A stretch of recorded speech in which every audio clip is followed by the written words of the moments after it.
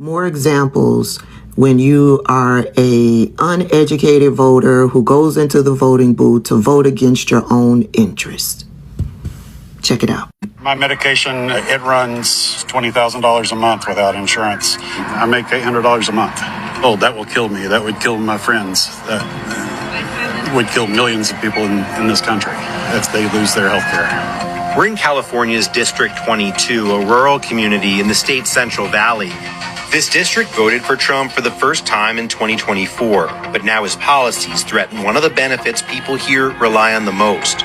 Do you know anyone personally who voted for President Trump but depends on benefits like Medicaid? Oh, yeah. I know a lot of people. One resident who would be impacted by Medicaid cuts is 64-year-old Irma Arredondo, who voted for Trump in 2024. Irma has several chronic health issues, including type 1 diabetes. She's also a full-time caregiver for her daughter, who has cerebral palsy, and her sister, who has Turner syndrome. The medicine that my daughter takes for seizures, I won't be able to afford it. So we feel hopeless if those cuts come, What we're going to do. Irma was a farm worker for more than a decade. She believes that some of her and her children's health issues can be linked to the pesticides she was exposed to while working in the fields. Look at me right now. Look at me how many sicknesses that I have. We got all in the fields. Where else? I feel like these tapping nuts in the back. But why? Why when we put food on their tables? Trump promised a lot of things. I thought it will be more family values and those programs that we really need here. One of those promises was to protect Medicaid, which 67% of people in this district rely on. It's the largest percentage of any district in the entire country. Can you guarantee that Medicare, Medicaid will not be touched? Yeah, I have said it so many times, we're not going to touch it. The yeas are 218, the nays are 214. The motion is adopted. This bill represents the largest cut to Medicaid in American history. It will devastate vulnerable populations. The largest tax break go to the wealthiest individuals. Are those your values? No, it's not right.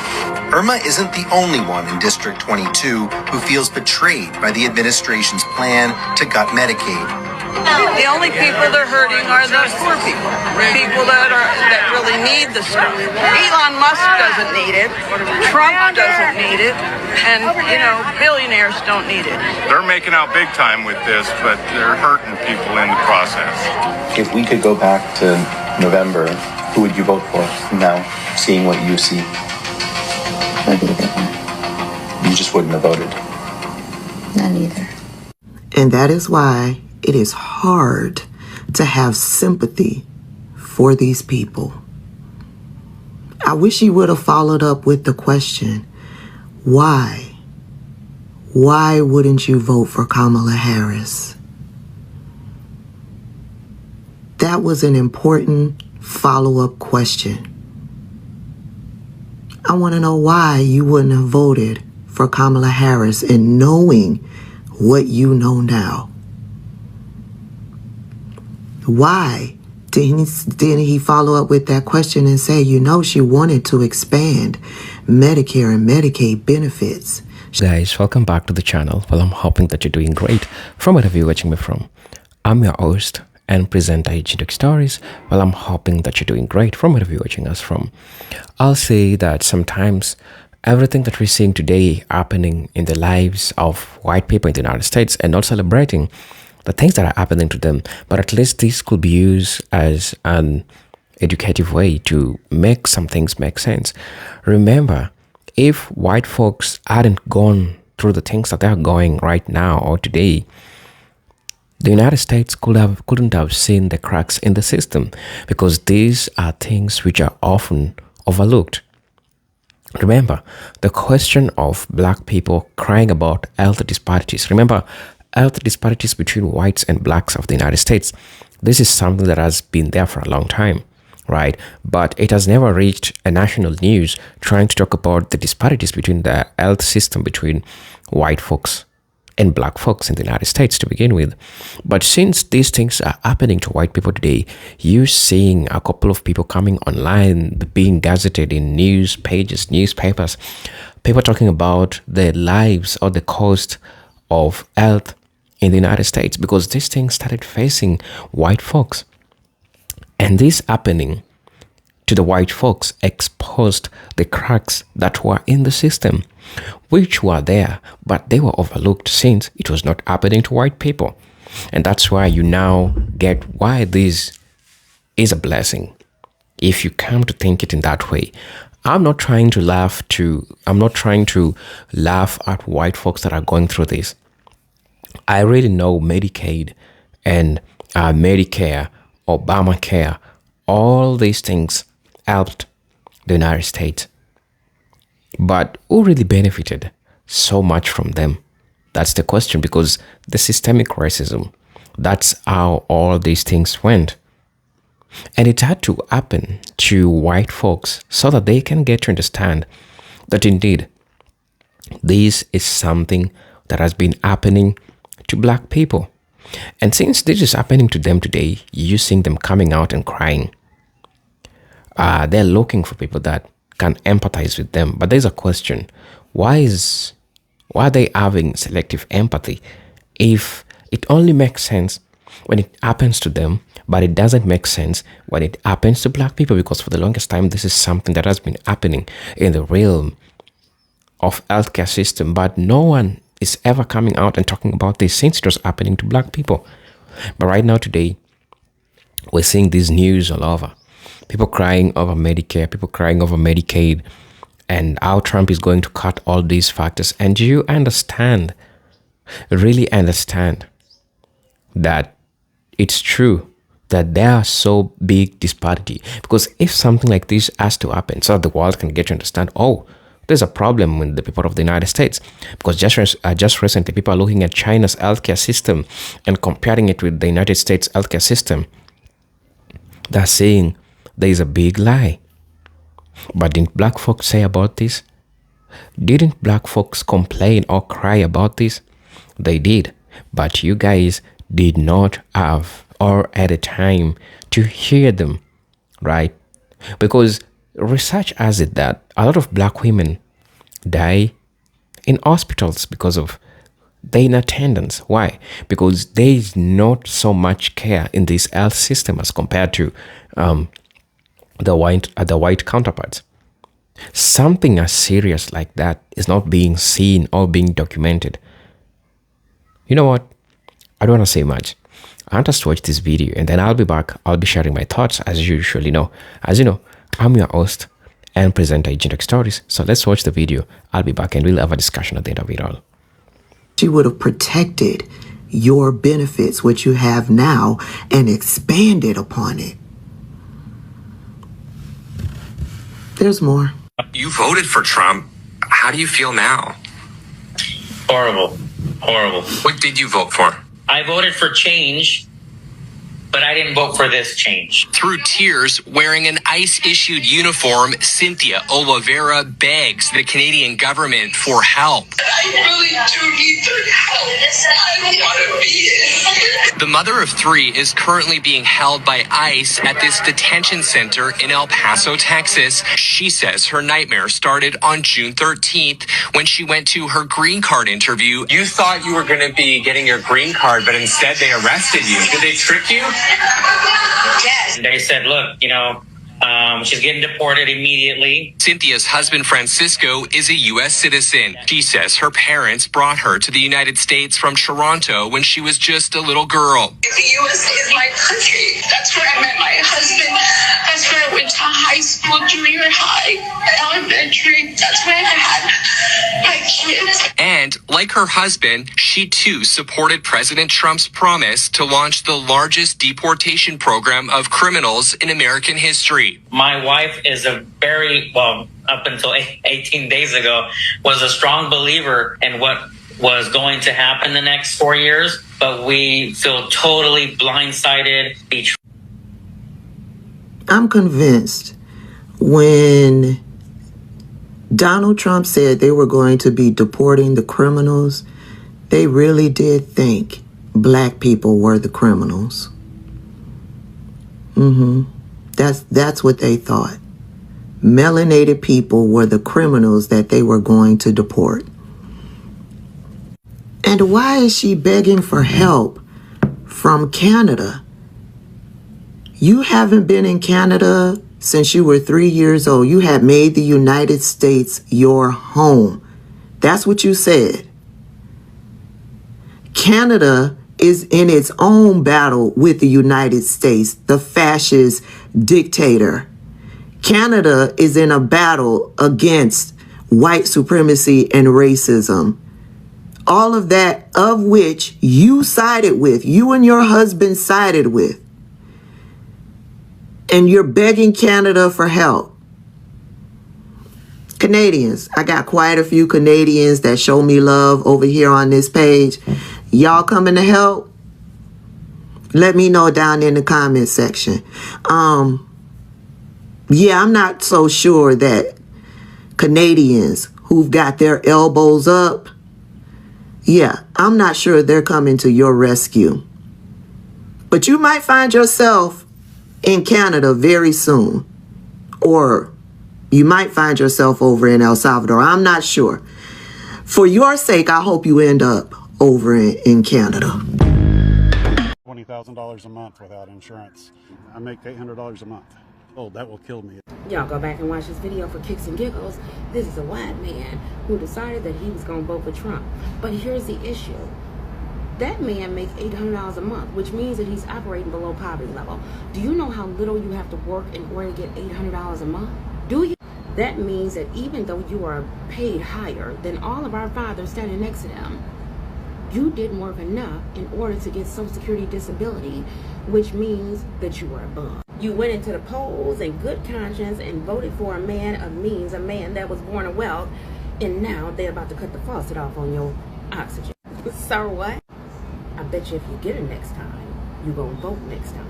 See, I'm not a fan of Kamala Harris. However, I do know that when you need social services, that's who you were supposed to vote for. That's who you were supposed to vote for. But because she was a representation of a black woman and her skin was too dark, you couldn't let it happen. And now they're about to cut the faucet off on the air. Go back and watch this video. There's a Hispanic woman that was picking peas, cotton, strawberries, oranges, whatever she was picking, making $1 a day. She got a sister with like Turner syndrome and a child with cerebral palsy, and she got the diabetes. Not you taking your crop picking ass to the polls and in good conscience voting against social services. Man, what? If you get it next time, I bet you'll vote better next time. But to y'all, I say this: goody goody goddamn gumdrop. My medication, it runs $20,000 a month without insurance. So unfortunately, I have literally zero sympathy for this person. Anyone else who voted for him knowing exactly who they were voting for. It runs $20,000 a month without insurance. I make $800 a month. Still not your problem? Still only going to affect immigrants who aren't, or aliens who aren't in the country legally? Grow the fuck up. This Medicaid cut is going to be absolutely devastating, guys. Rural hospitals all across the country are already on life support, and this bill is basically pulling the plug. They are not just trimming around the edges. They're gutting Medicaid funding, and rural hospitals rely heavily on Medicaid reimbursements just to survive. It's not just for people who are on Medicaid. These cuts affect everyone, because when a hospital shuts down, it shuts down for everyone. Doesn't matter if you've got private insurance, Medicare, or nothing at all. If the ER is gone, it's gone. In Nebraska, there's already a rural hospital planning to close, and they're being honest about why. It's because of these anticipated federal cuts, and it's not just one. Over 100 rural hospitals have already shut down in the past decade, and hundreds more are on the brink. This bill could push dozens, maybe even hundreds over the edge. And people don't realize how much damage this does to a town. The hospital's not just a place for emergency, guys. It's where babies are born. It's where cancer gets caught early. It's where your kid goes when they break their arm. It's one of the biggest local employers. It supports pharmacies, nursing homes, ambulance services. When a hospital closes, the entire local economy takes a hit. The whole community suffers. And let's be clear, this is not just about weeding out undeserving people. That is bullshit. These cuts hit working families, elderly folks, people with disabilities, veterans, kids. And even if you don't have Medicaid, your hospital might still close down because it can't survive without that funding. This is what happens when you let politicians treat human lives like budget lines. They're not just cutting costs, they're cutting access, cutting jobs, cutting lives short. People are going to die because they won't be able to get help in time. That's not dramatic, that is reality. And pretending it's anything else is just cowardly and ridiculous. And yeah, this bill might pass in the next day or two, but we better remember every single fucking name that signed off on it, because once these hospitals are gone, they're not coming back, and neither should the people who voted to let it happen. He needs to come down on our level and live like we do. He wouldn't survive, I'm afraid. Do you have Medicaid right now? Yes, I do. Yes. Yes. Yeah. Yes, I was just approved a few weeks ago. You know, there's this narrative that a lot of people on Medicaid are lazy. Do you feel that's accurate? No, absolutely not. No, I'm not lazy. I try to get a hustle as much as I can. No, I think they just can't help themselves. Well, no, because I work. I do mechanic work, and so it kind of fluctuates. I have a bunch of health problems. I can work, but eventually I'll be where I can't work. Just got laid off. I'm a hairstylist, so it really just depends on how much I bring in due to my clientele. I'm currently trying to get like a part-time job, like a night job, just to put more money on the table, especially with the economy going up in prices and stuff. Can you tell me about how it would affect you if you lost your Medicaid coverage? Oh, Lord, I would have absolutely, totally nothing. I would not be able to live, period. I wouldn't even be able to eat. It would affect me real bad because I can't support myself. It'd be a very big impact because that's all we got right now. I have some possibly terminal illnesses, and I've had to postpone it waiting for Medicaid. And I'm sitting here literally just trying to survive. I wouldn't have no coverage at all. My grandchildren wouldn't have any coverage. My daughter wouldn't have any coverage.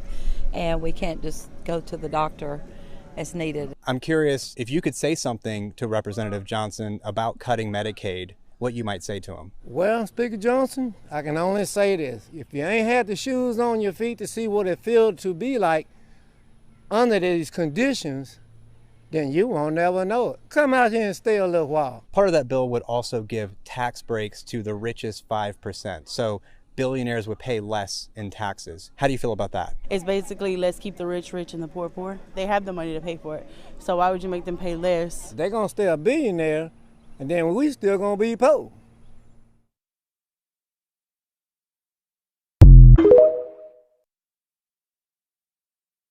So for all of you who don't understand insurance and don't understand Medicaid or Medicare, right, and how those two programs actually keep our healthcare industry running in America, for y'all who just don't understand that and don't think that this big beautiful bill that's cutting Medicaid by $1 trillion, and you don't think it's going to affect you, let me just boil something down for you, okay? The reason our healthcare system works the way that it does is because the government helps to subsidize those payments, right? So people who qualify for Medicare and Medicaid receive payments from the government for their healthcare services, okay? We do this because those people meet certain eligibility requirements, okay? We do this because it is a social safety net program and people deserve healthcare, okay? Beyond that, if we didn't do that, those people wouldn't have a way to pay for their health care. However, they still need health care, okay? So they're still going to go to the doctor. They're still going to need to be seen. They're still going to need preventative care. They're still going to need treatment. They're still going to have illnesses because that happens, right? Now, if they can't pay for their care, who then pays for it? You want to know who pays for it? I'll tell you. And you want to know why I can tell you? Because I have a master's of healthcare administration alongside my master's of public health, okay? So I do kind of understand some of this. The people who end up paying for that care that hospitals are left having no way to pay for, right, are the people who are already insured. The people who are insured end up paying for the people who are not insured because our insurance premiums are going to skyrocket. So y'all are sitting here saying, oh, taking Medicaid off, my taxes are going to be cheaper. A, that's not what this big, beautiful bill is doing. It's not making your taxes any cheaper. Hate to break that to you. Not only that, your healthcare premiums are going to skyrocket because 17 million people are going to be removed from their healthcare plans. Medicare, Medicaid.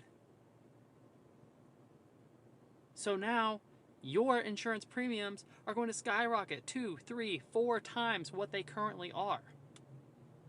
All of this to save some money in taxes? It's not going to happen. Hate to break that to you. Not only that, without Medicaid, all of these rural hospitals and nursing facilities will go under. You know why? Because they rely on Medicaid payments.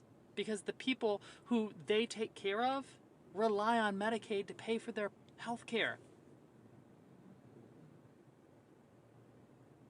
Without a population of people receiving services from that rural healthcare facility or nursing home, they have no insurance plans to tap into.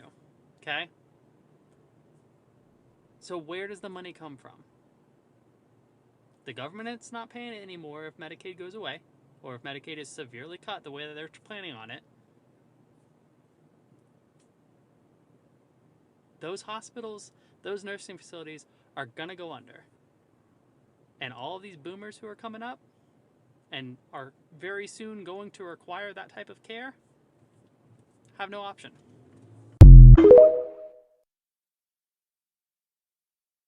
I'm going to get a lot of hate for what I'm about to say, but it has to be said. You know what's crazy?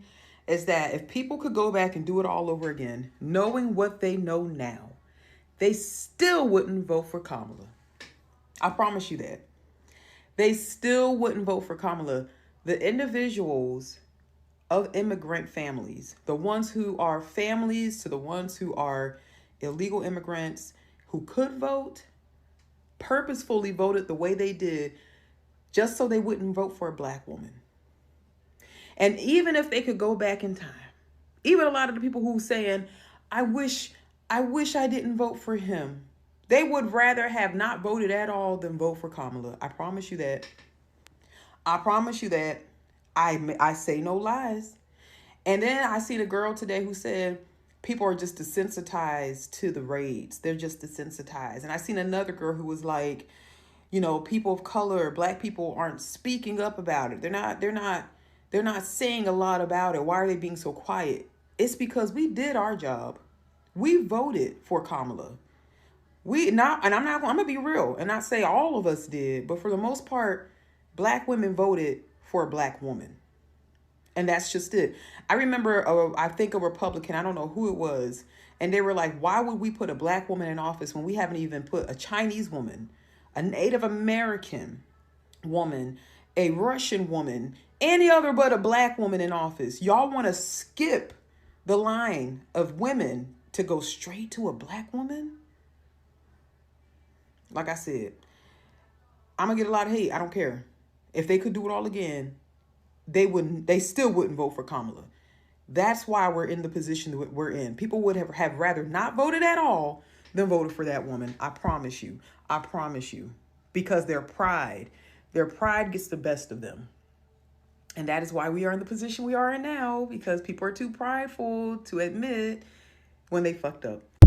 So while I can't speak on your friends in particular, I think I can talk a little bit why some of these online leftists are still beating the same drum that it's the Democrats' fault, Democrats bad, things like that. And I think it's because of a lot of them cannot admit that they were wrong about Harris. And they cannot admit that they made a mistake by advocating for people not to vote for Harris, right? Because I fully believe that so many of them were convinced that she was going to win. And they wanted to take this morally high ground position So they advocated for people not to vote for her, thinking that she was going to win regardless of what they did. But then when a lot of young people don't go out to vote because they're being influenced by influencers on the internet who tell them not to vote and that they're a bad person, it does lead to some people not voting for Harris, and it did contribute to her losing, right? It's not the whole reason, it's part of the reason. So I think so many people are now just like digging that hole even deeper because they can't admit that they made a mistake by telling people not to vote for Harris, and because at the end of the day, all they actually did was help Trump get elected. Now, the reason so many of them are yelling at Democrats, you gotta wonder why so many of these online leftists are more content to yell at the Democrats than they are to yell at the Republicans. There's a couple of reasons. Some are probably gonna say because the Republicans don't listen to them, which is like, yeah, fair. But I do think a lot of it just comes down to people can't admit they were wrong. I think a lot of people believe they were taking this morally high ground position because they didn't have to worry about the fact that Trump could possibly win. And now that he has, they can't admit they contributed to that. I think that's what a lot of it comes down to for a lot of people. You know, I was just thinking, no matter how bad my day might get, no matter how stressful life might be, I just think about one truth. And that truth was, we were this close to having Kamala No Policy Harris as our president. And I don't know about you, but I couldn't take another 4 years of this woman's awkward laughing, her word salad poetries, and riddles after she's had a couple glasses of wine. I just think of how close she was of being in control of the border again. I mean, we would have no border. Our country would be ran through more than Cassie at a Diddy party. You know, still to this day, Democrats can't give one single policy she actually ran on. I mean, other than trying to get women to abort their babies. I mean, even her approach was off. At a rally, you never knew what Kamala Harris you might get. The Baptist preacher, the Hispanic, the Jamaican. You just never knew. I mean, would we really trust her with the economy? The woman spent over $1 billion trying to buy the black vote and still owe her vendors. But thank God she didn't win. But as we're unburdened by what could have been, I leave you with this quote from the most popular DEI presidential candidate. And it goes, "You exist in the context of all in which you live and what came before you." Hello guys, welcome back to the channel. Well, I'm hoping that you're doing great from wherever you're watching me from. You've heard the sentiments of all these white folks that are coming out and sharing their perspective in regards to all these things that they're seeing it's happening and affecting them. One thing that you need to understand that all of these things that you see happening, it exposed the cracks that were there in the system. And I think that it's important that this is being exposed to everyone, and everyone is getting to see all these cracks that are being shown today. And that's why I say this is a blessing. Not trying to laugh at white folks, what is happening to them, of course, but at least these helped to indicate, to show what at least black folks have been saying for the longest time. The growing concern among white Americans over issues such as Medicare access and the rising costs of healthcare exposes a deep and long-standing truth. The systemic cracks in the U.S. institutions have always existed, but they were largely ignored when they primarily impacted black communities and other marginalized groups. Now that these systemic failures are increasingly affecting white population, particularly the elderly and the working class whites, the nation is forced to confront problems that have been long part of the black American experience. This shift is not only reveals racial disparities embedded in American policy, but also highlights the tendency of national empathy and urgency to only awaken when white suffering becomes visible. Now, everyone is sounding the alarm because this is happening today to white folks. You ask yourself this question: why were you not complaining? Why is it that right now you are having selective empathy? Because now when you go to a fight, you'll have to also include white folks in your fight. And this is what you have always wanted to do, as usual. Right? So there's just a big question here. Why is the selective empathy? What's the place of black people in all these chaos that are happening right now? Do you mean to say that now that this is happening to black folks and white folks of the United States, do you mean that now this is affecting you? Will it be a collective fight, or do you just need black people to help you air out these for your benefit? And when after getting these, you won't be, helping them to do this. Because also not forgetting, remember that the United States has an history of using black people to push their agendas. Sorry. Right. They have an history of using black people to push their agendas. And they've done it successfully. Because at the back of their mind, they believe that black people are desperate people. They'll just use them. They'll make them go on the street and do all those things and fight for them. And later on, after they have gotten what they wanted, they'll just stand and act like there is nothing that you did to help them. Now, for decades, the black communities have borne the brunt of poor healthcare access, underfunded public services, and systemic neglect, from Tuskegee's syphilis experiment to contemporary disparities in maternal mortality rates. Black people have lived within the medical system that has been indifferent, or even hostile for their needs.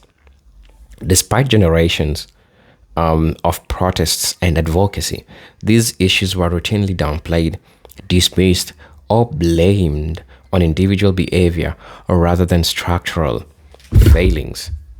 Now that poor and aging white populations are beginning to suffer under the same system, the national conversation is shifting from denial to panic, and right now everyone is ringing the alarm. Y'all, we're dying. Take a look at an example of what is happening to Texas. Elderly people living in Texas today. There is a great concern. Everyone is sounding an alarm that they ain't going to be getting the Medicare that was there because Trump is cutting this off. This has an implication to the elderly in these places because the conservative places are elderly placed areas. We have a large population because these are rural places that 100% endorsed Mr. Donald Trump. Just look at how they're going to be affected. Their healthcare system, how it's going to be affected. Just think about this. There's a black person somewhere in Oklahoma, for example, who is not getting this Medicare. And he's been living 70 years now, right? So all these disparities, but this is something that has never been aired out, on a national television, or people cry about it, or people say stuff about it, but this is something that has been there for the longest time. And black folks have been going through this. Now, this delayed recognition underscores the racialized nature of American empathy. In the U.S., suffering often becomes a national crisis only when it affects white citizens. The opioid epidemic, for example, only gained widespread political and media attention when it began affecting rural and suburban white communities. Now, despite decades of drug abuse devastating inner city black neighborhoods, which were met with criminalization rather than compassion, similarly, the growing calls for white Americans for Medicare expansion or protection are rooted in a newly felt vulnerable that black Americans have long endured, because this is something that has been happening to them. Black people went through a lot of shit, trust me, right? The inner city, the cases of criminalization, all these people needed medical attention, but they couldn't get it because of systemic issues. And what did happen? They shifted these blames to black people, and they made it like that's a black problem. We ain't dealing with it. There's nothing like government support that we could give to help them with this, right? Somebody's trying to, sell something. Like you usually have tacos in the United States, and they have some speakers that they use to, say whatever they're trying to say. I think that person is trying to do that. But let's continue talking about all these things that are happening. Yes, these folks didn't help black people. And black people faced the most devastated. They needed healthcare support. Some people needed rehabilitation, but The services didn't help these people. Remember the history of black people who came from all this trauma. You ask yourself why chaos is always in the black community. It is because of the trauma that was there before. The trauma that one of few people caused it to them. And instead of mitigating these problems by putting healthcare and rehabilitation facilities that cater for these people, you didn't do that. But right now, this thing is not only happening in the inner city. This thing is happening even in the white neighborhoods. And how are you doing this? People who need to be rehabilitated, the elderly, how are they going to get this help? That's just a question, and it's a critical one that we need to talk about. So while looking at all these disparities, it really tells you that something big had to happen to people in the United States, especially white Americans, for them to understand the struggles, for them to understand that indeed what black people have been going through is really serious, right? Also, I'm going to be talking about the irony. And the irony here is very powerful. The very same groups that often supported politicians who opposed universal healthcare, social welfare programs, and Medicare expansion are now facing the consequences of those decisions. Many white voters supported candidates who promised to reduce entitlements and cut social spending under the assumption that these programs mainly benefited people of color. The belief, by racist stereotypes, led to policies that undercut the entire working class. Now, as an economic insecurity and aging threatens their healthcare and well-being, white Americans are recognizing the need for collective support. The systems they very once oppressed. And that's how it happens, and that's how it has always been. Because right now it's affecting them. It's a national thing that needs to be talked about. And this reveals the destructive nature of racial division in policy making. By framing social services as handouts for minorities, political elites were able to gut public institutions without mass resistance.